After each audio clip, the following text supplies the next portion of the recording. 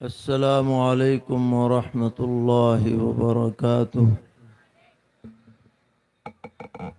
الحمد لله رب العالمين. أشهد أن لا إله إلا الله وحده لا شريك له، وأشهد أن سيدنا ومولانا محمدًا عبده ورسوله،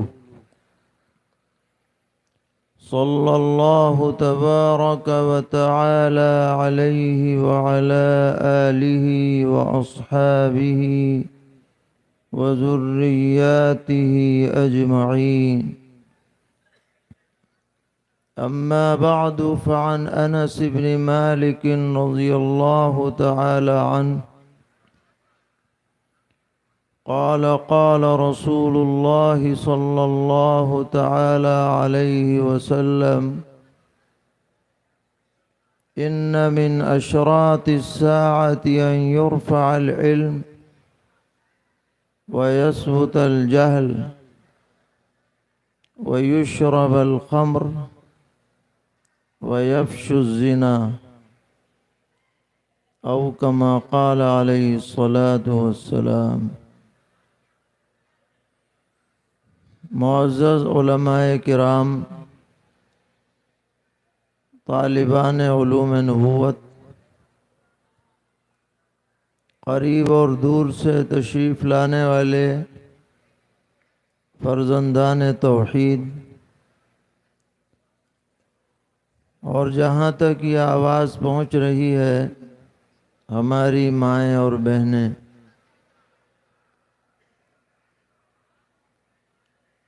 مدرسہ منبع العلوم کا یہ مبارک اجلاس، جس میں بڑی تعداد میں عوام و خواص جمع ہیں، یہ اس ادارے کی مقبولیت کی دلیل ہے،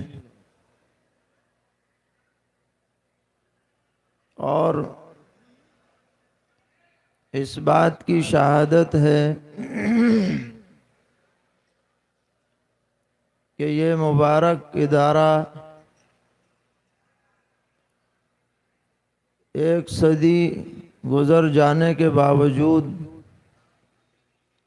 اس کا فیض عام اور تام ہے،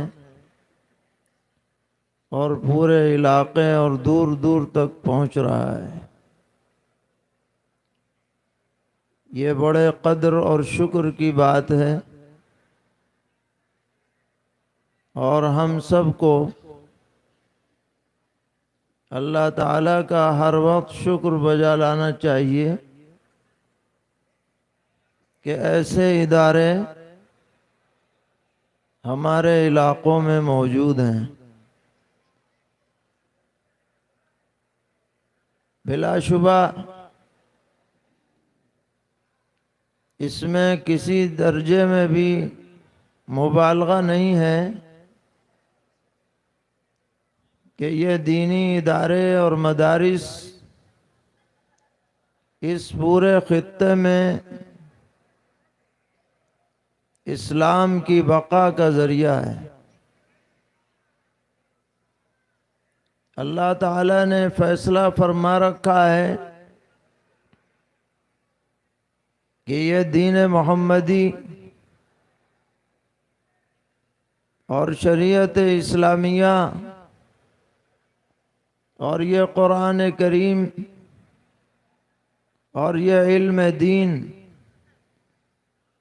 انشاءاللہ قیامت کے قریب تک باقی رہے گا، اور اسے کوئی مٹا نہیں پائے گا پوری طرح۔ یہ اللہ تعالیٰ کا فیصلہ ہے، لیکن چونکہ دنیا دار الاسباب ہے، اس لیے اللہ تعالیٰ نے سبب کے درجے میں ان مدارس کو بقائے دین کا ذریعہ بنا دیا ہے۔ جب تک یہ مدرسے آباد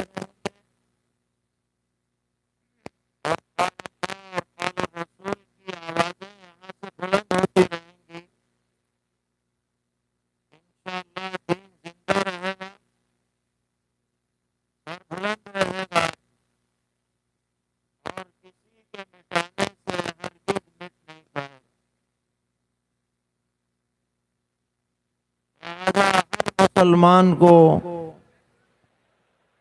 ہر وقت اللہ تعالیٰ کا شکر بجا لانا چاہیے۔ ایک زمانہ ایسا آیا تھا کہ مورخ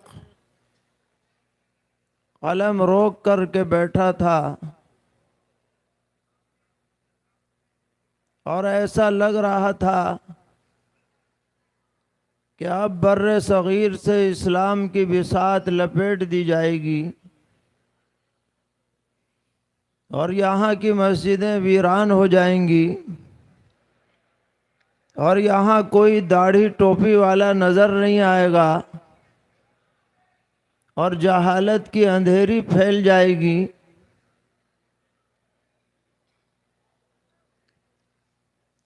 اور بظاہر لگ بھی ایسا ہی رہا تھا، حالات ایسے ہی ہو گئے تھے۔ جب انگریز اس ملک میں قابض ہوا اور علماء کا قتل عام ہوا اور دینی اداروں کو اور نظام کو ملیا میٹ کرنے کی کوششیں کی گئیں، تو بظاہر ایسا ہی لگ رہا تھا کہ شاید یہاں اب کوئی رمق دین کی باقی نہیں رہے گی۔ لیکن اللہ کے بندوں نے، اللہ کے مخلص بندوں نے، اللہ کے نیک بندوں نے، فکر مند بندوں نے اللہ کے دربار میں فریادیں کی، آنسو بہائے، سجدے کیے اور بھیک مانگی ہے اس خطے میں دین کی بقا کی، اور جس کی قبولیت کی ابتدا دیوبند جیسے ایک چھوٹے سے قصبے کی ایک چھوٹی سی مسجد سے ہوئی، جس کو مسجد چھتہ کہا جاتا ہے۔ اور ایک استاد جس کا نام محمود تھا اور ایک شاگرد اس کا نام بھی محمود تھا، مدرسے کا آغاز کیا گیا۔ یہ نام نیک فال ثابت ہوا اور وہ چراغ جو ایک بوسیدہ مسجد میں جلایا گیا تھا، اللہ کے دربار میں ایسا قبول ہوا کہ اس ایک چراغ سے ہزاروں لاکھوں چراغ جل اٹھے اور جہالت کی تاریکیاں مٹ گئیں، اور وہ خواب جو دشمنان دین دیکھ رہے تھے ان کے خواب دھرے کے دھرے رہ گئے، اور اللہ تعالیٰ نے اپنے دین کی سربلندی کا فیصلہ فرمایا، جس کے مظاہر آج یہاں وہاں اس پورے خطے میں نظر آتے ہیں۔ حجت الاسلام حضرت مولانا محمد قاسم نانوتوی رحمۃ اللہ علیہ، جو اس پوری تحریک کے عظیم محرک تھے، ان کے بارے میں آغا شورش کاشمیری نے کہا تھا کہ گونجے گا چار کھوٹ میں نانوتوی کا نام، بانٹا ہے اس نے بعد عرفان مصطفیٰ۔ یہاں سے جو روشنی اٹھی مشرق تک گئی، مغرب تک گئی، شمال تک گئی، جنوب تک گئی، بڑے بڑے شہروں تک پہنچی، گاؤں دیہات تک پہنچی، جنگلات تک پہنچی، اور الحمدللہ آج بھی اس کی وسعت میں کوئی کمی نہیں ہے۔ آپ کا یہ ادارہ بھی اسی روشنی سے مستفیض ہے، اور یہ اللہ تعالیٰ کا بہت بڑا عظیم انعام ہے، جس کا مرتے دم تک ہم شکر بجا نہیں لا سکتے۔ ان مدارس کے ذریعے جو طلبہ داخل ہوتے ہیں ان کو تو پڑھایا ہی جاتا ہے، چاہے وہ ناظرہ پڑھیں، حفظ پڑھیں، ابتدائی دینیات پڑھیں، عربی پڑھیں، فارغ ہو جائیں اور آگے تک پڑھیں، لیکن ان مدارس کے ذریعے سے عوام تک بھی صحیح دین پہنچتا ہے۔ ان جلسوں کے ذریعے،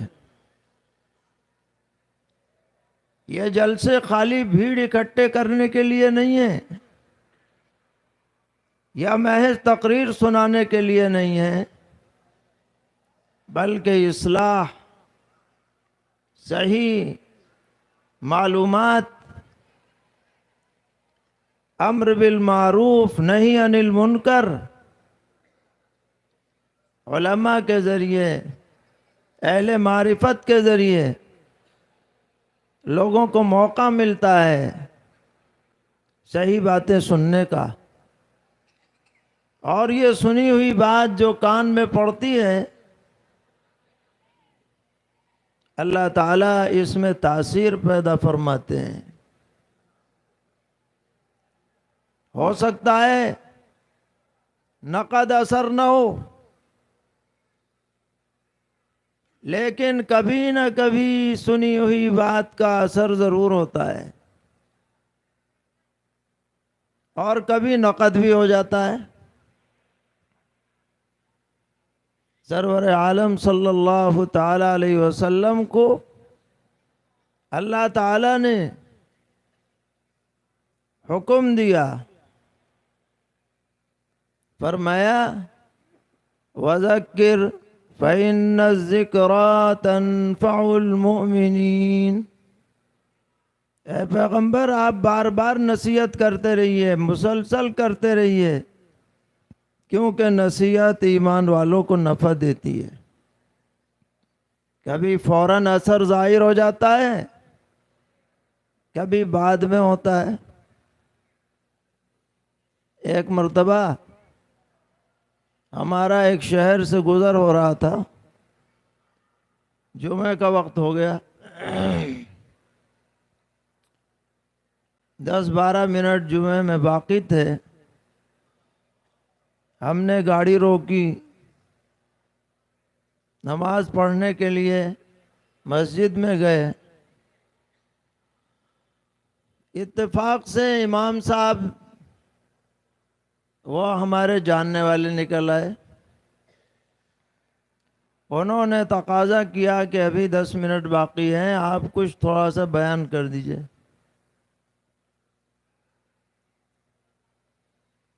بہرحال ایک حدیث اس وقت بیان کی، اور اس حدیث کا ایک ٹکڑا یہ تھا کہ جو آدمی مظلوم ہونے کے باوجود، اپنا حق تلف ہو جانے کے باوجود انتقام نہ لے اور معاف کر دے، تو اللہ تعالیٰ اس کی عزت میں ضرور اضافہ فرماتے ہیں۔ یہ اس حدیث کا ایک ٹکڑا تھا۔ یہ بات بیان کی گئی اور ایک عمومی انداز میں بیان ہوئی، کوئی خاص شخص ذہن میں نہیں تھا۔ نماز کے بعد ایک نوجوان آیا اور اس نے ہاتھ پکڑا، سلام کیا، اور اس نے یہ کہا کہ میں آپ کو گواہ بناتا ہوں کہ میرے ساتھ فلاں نے ظلم کیا تھا، حق مارا تھا اور میں اس سے ناراض تھا، لیکن اب مسجد میں آپ سے وعدہ کرتا ہوں کہ میں نے اسے معاف کر دیا، اور میں اس بشارت کا مستحق بننا چاہتا ہوں جو پیغمبر علیہ السلام نے معاف کرنے والے کو دی ہے کہ اسے عزت ملے گی۔ اب دیکھیے، ایک بات عمومی انداز میں کہی گئی لیکن اس نوجوان نے اپنے دل پر لے لی اور نقد اس نے وعدہ کر لیا کہ اب جو ہم سے جو شخص ہمارے ساتھ غلط کام کر رہا تھا ہم اسے بھی معاف کر رہے ہیں، اللہ واسطے ہم انتقام نہیں لیں گے۔ تو اللہ تعالیٰ نے اس کا اجر کتنا بلند فرمایا ہوگا یہ اللہ ہی کو معلوم ہے۔ تو آدمی بات سنتا ہے، کبھی فوراً اس پر عمل کر لیتا ہے، اور اگر فوراً کرنے کی توفیق نہیں ہوتی تو کل نہیں تو پرسوں نہیں تو بعد میں کبھی نہ کبھی اللہ تعالیٰ اس کے لیے خیر کا فیصلہ فرماتے ہیں۔ اس لیے ان جلسوں کی بھی بڑی اہمیت ہے، ان بیانات کی بھی بڑی اہمیت ہے۔ کوئی مایوس نہ ہو کہ صاحب اتنے بیانات ہو رہے ہیں، اتنے اجتماعات ہو رہے ہیں، پتہ تو چل نہیں رہا۔ ہر بات کا پتہ چلنا ضروری نہیں ہے۔ اصلاح کا تعلق آدمی کے دل سے ہوتا ہے۔ پتہ نہیں کس نے کون سی بات دل پہ لے لی ہمیں پتہ ہی نہ چلے۔ اگر ہزاروں کے مجمع میں ایک آدمی نے بھی قبول کر لی صحیح بات تو مقصد حاصل ہے، جلسہ کامیاب ہے، کوئی بات نہیں۔ اصلاح مکمل کر دینا یہ ہماری ذمہ داری نہیں ہے، صحیح بات امت تک پہنچا دینا یہ ہماری ذمہ داری ہے۔ تو آپ نے علماء کے بیانات سنے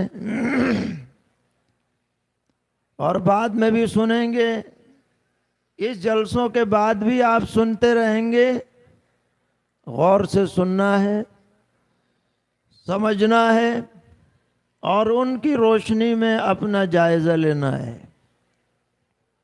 اسی مناسبت سے ایک حدیث آپ کے سامنے پڑھی گئی جس کے راوی ہیں سیدنا حضرت انس بن مالک رضی اللہ تعالی عنہ۔ یہ پیغمبر علیہ السلام کے بہت ہی چہیتے صحابہ میں شامل ہیں اور حضور کے خاص خادموں میں ان کا شمار ہے۔ ان کی والدہ ہیں حضرت ام سلیم رضی اللہ تعالی عنہا، جو پیغمبر علیہ السلام کی ننیالی خاندان سے تعلق رکھتی ہیں، بنو نجار سے، جو مدینہ کا انصار خاندان تھا اس سے تعلق ہے۔ اور یہ ان خواتین میں سے ہیں جو پیغمبر علیہ السلام کے ہجرت فرمانے سے پہلے ہی اسلام سے مشرف ہو چکی تھیں، اور ان کے شوہر جن کا نام مالک تھا، جو حضرت انس رضی اللہ عنہ کے والد ہیں، اصلاً وہ اسلام نہیں لائے تھے۔ حضرت ام سلیم کے اسلام لانے پر وہ ناراض ہو کر کے مدینے سے شام چلے گئے، چھوڑ دیا حضرت ام سلیم کو۔ تو حضرت ام سلیم رضی اللہ عنہا نے حضرت ابو طلحہ انصاری رضی اللہ تعالی عنہ سے اس شرط پر نکاح کیا کہ تمہیں اسلام لانا پڑے گا۔ چنانچہ انہوں نے یہ شرط قبول کی،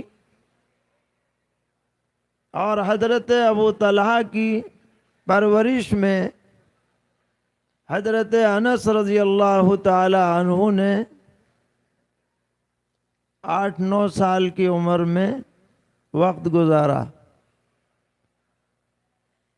نبی اکرم علیہ السلام جب ہجرت فرما کر مدینہ تشریف لائے تو حضرت ام سلیم رضی اللہ تعالی عنہا نے حضرت انس رضی اللہ تعالی عنہ کو آپ کی خدمت میں پیش کیا اور درخواست کی کہ ھذا خویدمک یا رسول اللہ، کہ اللہ کے رسول یہ آپ کا چھوٹا سا خادم ہے، آپ اس سے خدمت لیجئے تو ہمارے لیے شرف کی بات ہوگی۔ چنانچہ حضرت انس رضی اللہ تعالی عنہ پیغمبر علیہ السلام کی خدمت کے لیے ہمتاً تیار رہتے تھے۔ فرماتے ہیں کہ میں نے 10 سال پیغمبر علیہ السلام کی خدمت کی، ہجرت سے لے کر کے حضور کی وفات تک، اور ان 10 سالوں میں کبھی پیغمبر علیہ السلام نے مجھے نہ ڈانٹا، نہ مارا، نہ کسی بات پر یہ کہا کیوں کیا، نہ یہ کہا کیوں نہیں کیا، اور میں نے آپ سے جیسا مہربان کسی کو نہیں پایا، شفیق کسی کو نہیں پایا۔ حضور ان سے مذاق کرتے تھے، فرماتے تھے یا ذا الاذنین، اے 2 کان والے۔ کبھی ان کی کنیت ابو حمزہ یہ کہہ کے پکارتے تھے۔ والدہ نے عرض کیا حضرت اس اپنے خادم کے لیے دعا تو کر دیجئے، تو حضور نے بہت دعائیں کی، اور 3 دعائیں خاص طور پر، اللہم اکثر مالہ وولدہ وَأَدْخِلْهُ الْجَنَّةِ، اے اللہ انس کے مال میں برکت دے، انس کی اولاد میں برکت دے، انس کو جنت میں داخل کر دے۔ حضرت انس فرماتے ہیں 2 دعائیں تو میں نے دیکھ لی، تیسرے کے انتظار میں ہوں۔ پہلی دعا، مال میں ایسی برکت ہے کہ میرے باغ میں سال میں 2 مرتبہ پھل آتا ہے، جس کاروبار میں ہاتھ ڈال دیتا ہوں کبھی نقصان نہیں ہوتا، وارے نیارے ہو جاتے ہیں۔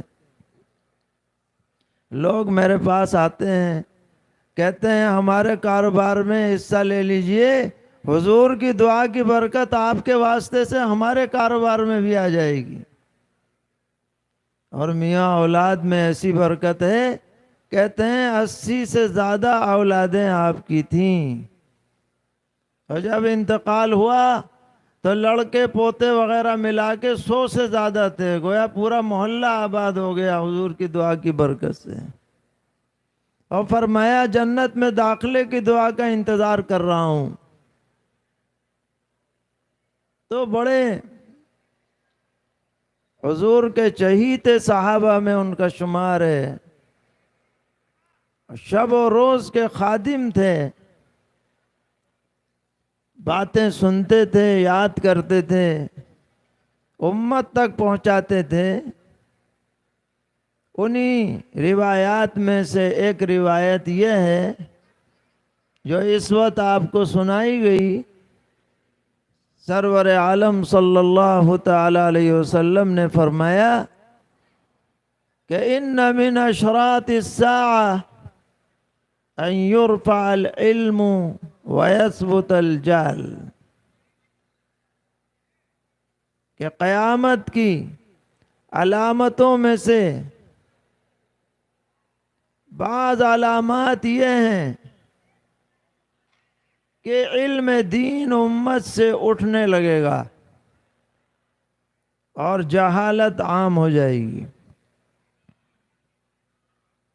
اس علم سے عام علم مراد نہیں ہے، یعنی دنیا کا علم، عصری علم مراد نہیں ہے، کیونکہ عصری علم تو جیسے جیسے قیامت قریب آ رہی ہے دنیا میں بڑھ رہا ہے، ٹیکنالوجی بڑھ رہی ہے، سائنس کا علم بڑھ رہا ہے، انجینئرنگ کا بڑھ رہا ہے، ڈاکٹری کا بڑھ رہا ہے، میڈیکل کا بڑھ رہا ہے، نہ جانے کیا کیا بڑھ رہا ہے۔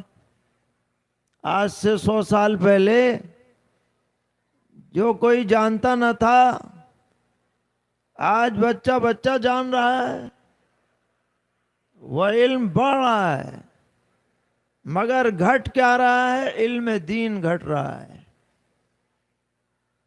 اور یہ کوئی ہم نہیں کہہ رہے، حضور فرما رہے ہیں، قیامت جیسے جیسے قریب آئے گی علم دین گھٹے گا اور علم دین سے جہالت بڑھے گی۔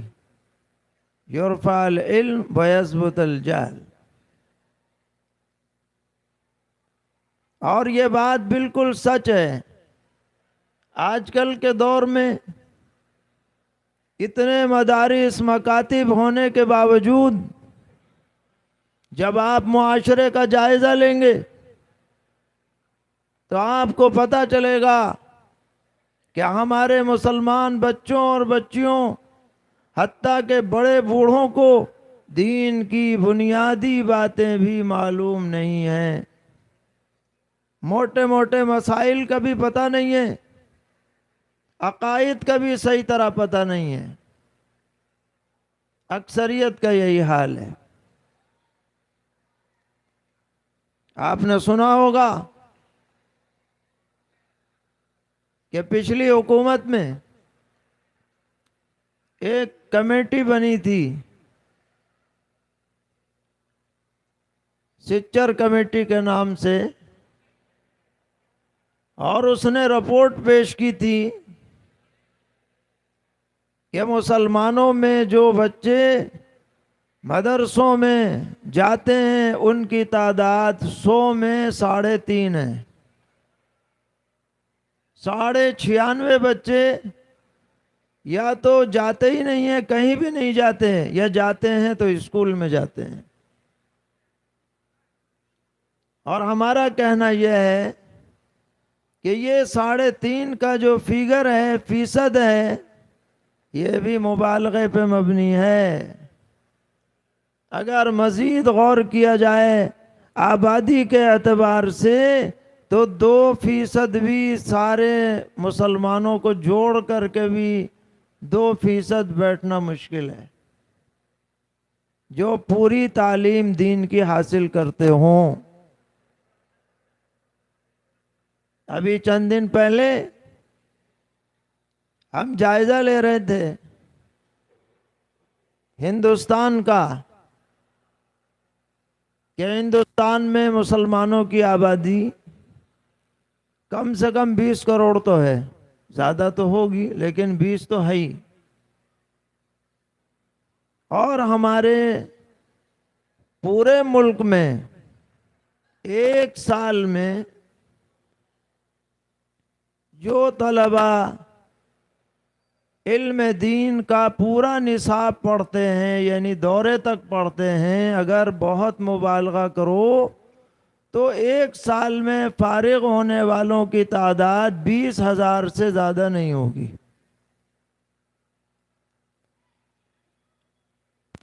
مولانا انعام صاحب یہاں بیٹھے ہیں، بتائیے کیا اس سے زیادہ ہوگی؟ کم تو ہو سکتی ہے، اس سے زیادہ مشکل ہے۔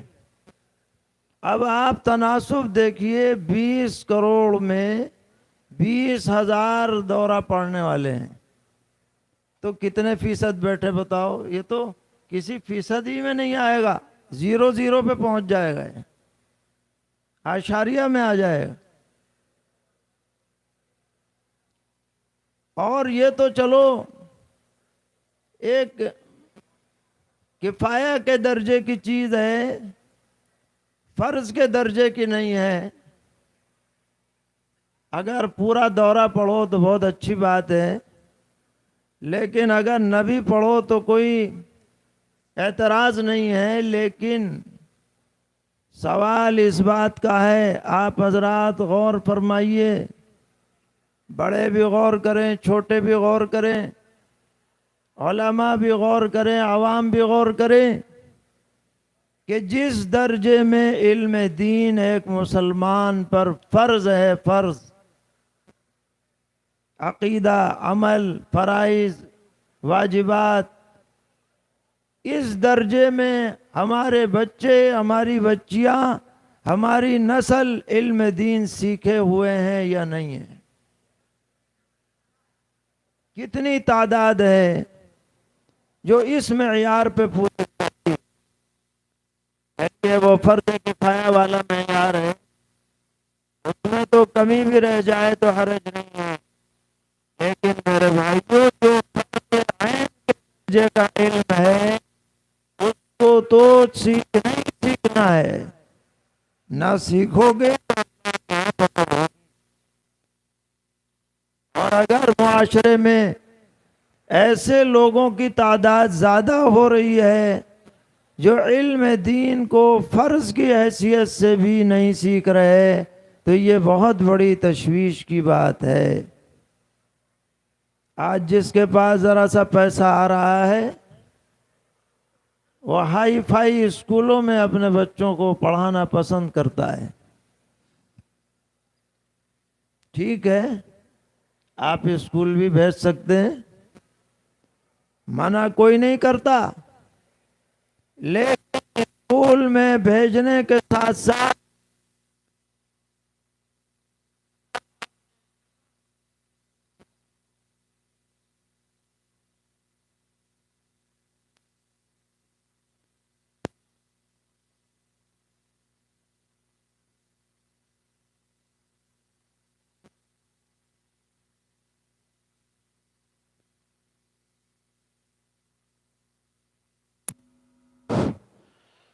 اگر آپ نے اس کو دینی علم ضروری نہ سکھایا تو چاہے وہ کتنا بڑا ڈگری ہولڈر ہو جائے، اللہ کے ہاں آپ کی گردن بچ نہیں پائے گی، یہ سمجھ لیجئے۔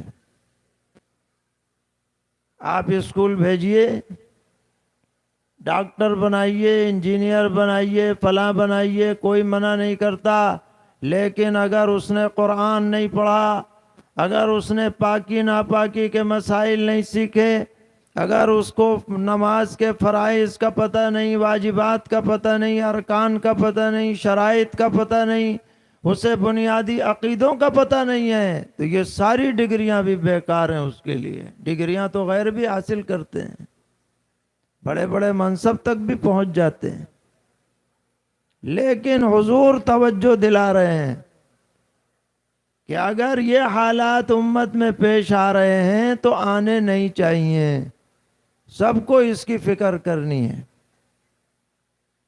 جتنا یہ حالات بڑھیں گے اتنا ہی قیامت قریب آ جائے گی۔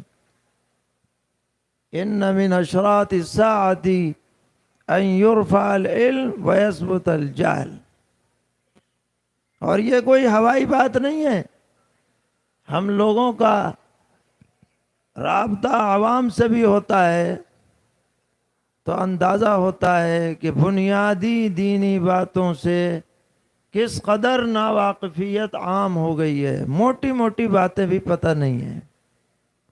تو ہم آپ سے یہ گزارش کریں گے اس موقع پر کہ ہم میں سے ہر آدمی یہ ارادہ کرے، عزم کرے کہ ہم علم دین اپنے بچوں بچیوں کو ضرور سکھائیں گے۔ کیوں بھائی، ارادہ کر رہے ہیں انشاءاللہ؟ گھر کا ماحول دینی بنائیں گے، اسلامی تشخص، اسلامی پہچان اپنی باقی رکھیں گے، یا ہمارا عزم پختہ ہونا چاہیے۔ تو ایک تو یہ بات آپ نے ارشاد فرمائی کہ علم اٹھے گا جہالت پھیل جائے گی۔ اس کے بعد آپ نے فرمایا وَيُشْرَبَ الْخَمْرُ، دنیا میں شراب عام ہو جائے گی، دنیا میں شراب بکثرت پی جانے لگے گی، یہ قیامت کی علامت ہے۔ اور یہ بات آج ہم دیکھ رہے ہیں اپنی آنکھوں سے کہ غیروں کی بات تو چھوڑیے، خود ہمارے اندر نشے کی عادتیں، شراب کی عادتیں بڑھتی چلی جا رہی ہیں مسلم آبادیوں میں۔ اور اس کی بڑی وجہ کیا ہے؟ فلمیں، انٹرنیٹ ہے، باقاعدہ ان میں تعلیم دی جا رہی ہے، سرور حاصل کرنے کے لیے فیشن کے طور پر شراب پی جاتی ہے۔ کالجوں کا ماحول نشہ آلود ہو گیا ہے۔ الامان الحفیظ، اسلام کی نظر میں شراب ام الخبائث ہے، ساری خرابیوں کی جڑ ہے یہ۔ اور اس کی وجہ یہ ہے کہ انسان اشرف المخلوقات ہے، اور اشرف المخلوقات ہونے کی بنیاد اس کی عقل ہے۔ اللہ نے جو عقل انسان کو دی ہے وہ کسی بڑے سے بڑے جسم والے، جثے والے جانور کو نہیں دی۔ ہاتھی بدن میں بڑا ہو سکتا ہے مگر عقل میں بڑا نہیں ہے۔ شیر بدن میں بڑا ہو سکتا ہے، طاقت میں بڑا ہو سکتا ہے، مگر عقل میں بڑا نہیں ہے۔ عقل میں انسان بڑا ہے۔ اور یہ جو دنیا کی آپ کو رونق نظر آ رہی ہے، یہ صرف عقل کا اثر ہے۔ اللہ تعالیٰ نے عقل دی ہے، اس عقل سے یہ لائٹیں جل رہی ہیں، اس عقل سے یہ نظام دنیا کا قائم ہے۔ اور شراب اسی عقل پر پردہ ڈال دیتی ہے۔ شراب سے آدمی کی عقل معوف ہو جاتی ہے۔ اب یہ انسان شراب پی کر، نشہ کر کے پانی اور پیشاب میں فرق نہیں کر سکتا، بیوی اور بیٹی میں فرق نہیں کر سکتا، بستر میں اور سڑک میں فرق نہیں کر سکتا، کیونکہ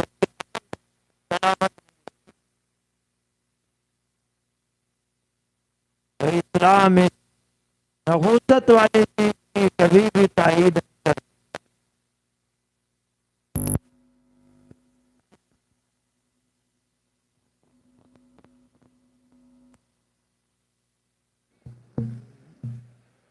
باقاعدہ سزا ہے۔ کوئی شرابی پکڑا جائے اسلامی حکومت میں تو 80 کوڑے مارو۔ بہت سے شرابیوں کی تو نانی یاد آ جائے گی 80 کوڑے میں، بھول جائیں گے، نشہ اتر جائے گا۔ اس کے علاوہ پیغمبر علیہ السلام نے بڑی سخت وعیدیں ارشاد فرمائیں۔ فرمایا جو آدمی توبہ کیے بغیر شراب پیتے ہوئے دنیا سے چلا گیا، اس کو آخرت میں طینۃ الخبال پلایا جائے گا۔ پوچھا گیا طینۃ الخبال کیا ہے؟ فرمایا جہنمیوں کے زخم سے جو پیپ اور مواد نکلے گا بدبودار سڑا ہوا، وہ اس خبیث کو پلایا جائے گا۔ نعوذ باللہ من ذلک۔ اس لیے کوئی مسلمان نشہ کرے، شراب پیے، یہ اس کی ذات سے ہرگز یہ بات متصور نہیں ہونی چاہیے۔ ہمیں اپنے ارد گرد کا جائزہ لینا ہے۔ کوئی ہمارا بھائی اس میں مبتلا ہو، اسے روکنے کی کوشش کر رہی ہے۔ جو معاشرہ نشیڑی معاشرہ ہو جائے گا، اس کے لیے بربادی طے ہے، دنیا آخرت سب برباد۔ حضور فرما رہے ہیں اگر شراب عام ہوگی تو قیامت قریب، سمجھ لینا قیامت قریب۔ اس کے بعد آپ نے ارشاد فرمایا وَيَفْشُ الزِّنَا، قیامت کی علامتوں میں سے ایک علامت یہ ہے کہ زنا کاری عام ہو جائے گی، بدکاری عام ہو جائے گی، ناجائز تعلق عام ہو جائے گا، بے حیائی عام ہو جائے گی، بے پردگی عام ہو جائے گی، لوگ بے غیرت ہو جائیں گے، بے حیا بن جائیں گے، ننگاپا آ جائے گا ان کے اندر، فواحش دنیا میں پھیل جائیں گے۔ یہ علامت ہے کہ اب قیامت قریب۔ یہ بہت بڑی تنبیہ ہے پیغمبر علیہ السلام کی طرف سے، اور آج ہم اپنی آنکھوں سے دیکھ رہے ہیں کہ معاشرے سے حیا ختم ہوتی جا رہی ہے، آنکھوں سے شرم و حیا کا پانی نکل رہا ہے، گندگی غلاظت معاشرے میں جڑ پکڑ رہی ہے، بیہودہ فلمیں اور نہایت واہیات قسم کے ڈرامے اور پکچریں، یہ لوگ بہت دلچسپی کی چیزیں بنتی جا رہی ہیں، اس میں جوانی بھی برباد، صحت بھی برباد، اور سب سے بڑی بات یہ ہے کہ دین برباد۔ یہ جو اللہ نے آنکھیں عطا کی ہیں، یہ آٹومیٹک خودکار کیمرہ ہے، انسان نے تو اب ویڈیو بنایا، اللہ تعالیٰ نے آٹومیٹک ویڈیو ہر آدمی کو عطا کیا ہے۔ یہ آنکھیں تصویریں کھینچتی ہیں، دماغ میں محفوظ کرتی ہیں، لاکھوں کروڑوں تصویریں ہر وقت، جیسے بھی روشنی میں آنکھ کھلے گی تصویر کھینچنی شروع۔ اب اگر اچھی تصویریں تو دماغ پرسکون رہے گا۔ قرآن پڑھیں، آپ والدین کو دیکھیں، اپنی منکوحہ بیوی کو دیکھیں، اچھی کتابیں پڑھیں تو دماغ میں اچھی باتیں بھری جائیں گی، فیڈ ہوں گی۔ اور اگر ننگی باتیں دیکھ لی، ننگی تصویریں دیکھ لی تو دماغ میں گندگی بھر جائے گی، اور نتیجہ کیا ہوگا پتہ ہے؟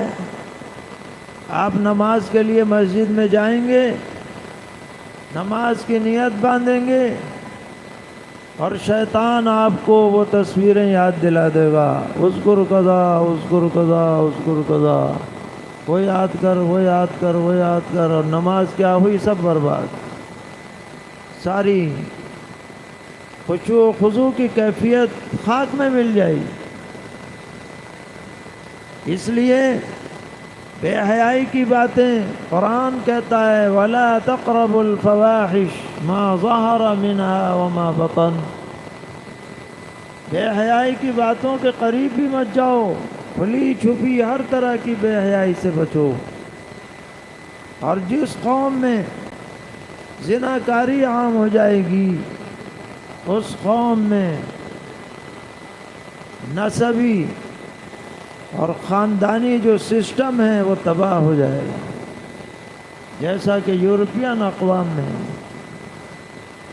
کہ وہاں ماں باپ بوڑھے ہو جاتے ہیں، ان کو اولڈ ہوم میں بھیج دیا جاتا ہے، نہ بچوں سے محبت ہے نہ بڑوں سے محبت ہے، انسان بس ایک خود غرض بن کر کے رہ جاتا ہے، لذتوں کا دیوانہ بن کر کے رہ جاتا ہے۔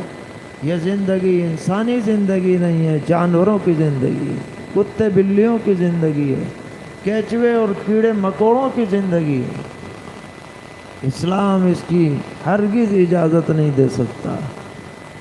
اس لیے ہم میں سے ہر آدمی کو یہ عزم کرنا ہے، فکر کرنی ہے کہ ہم اور ہمارے بچے، ہمارے گھر کا ماحول پاکیزہ رہے، نظر بھی پاکیزہ رہے، کردار بھی پاکیزہ رہے، پردے کا اہتمام ہو، اجنبی لڑکوں لڑکیوں میں اختلاط نہ ہو، جو شریعت نے پابندیاں مقرر کی ہیں ان کی پوری پاسداری کی جائے، تاکہ ہم اللہ کی نظر میں سرخ روئی حاصل کر سکیں اور روح سیاہی اور ذلت سے بچیں۔ تو الغرض سرور عالم صلی اللہ تعالی علیہ وسلم نے جن باتوں پر ہمیں متنبہ فرمایا، ہمارا دین ہمیں مجبور کرتا ہے کہ ہم اس کے بارے میں سوچیں اور فکر کریں، علم دین کو عام کریں، جہالت کو مٹائیں، بے حیائی کی باتوں سے، نشے کی باتوں سے اور دیگر منکرات سے بچنے کی کوشش کریں، ایک مسلمان بن کر پاکیزہ زندگی گزاریں۔ اللہ تعالی ہم سب کو توفیق عطا فرمائے، کہنے سننے سے زیادہ عمل کی سعادت سے نوازیں۔ وصلی اللہ تعالی علی خیر خلقہ محمد وعلی آلہ واصحابہ وذریاتہ اجمعین۔